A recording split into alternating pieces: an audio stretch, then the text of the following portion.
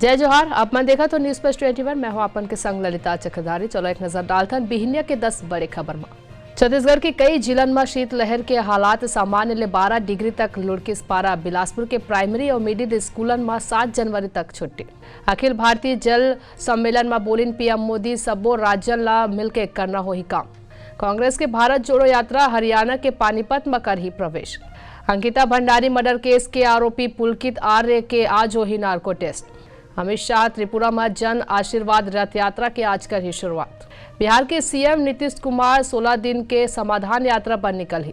उत्तराखंड के हल्द्वानी में रेलवे के जमीन पर अतिक्रमण के मामला में सुप्रीम कोर्ट में आज हुई सुनवाई।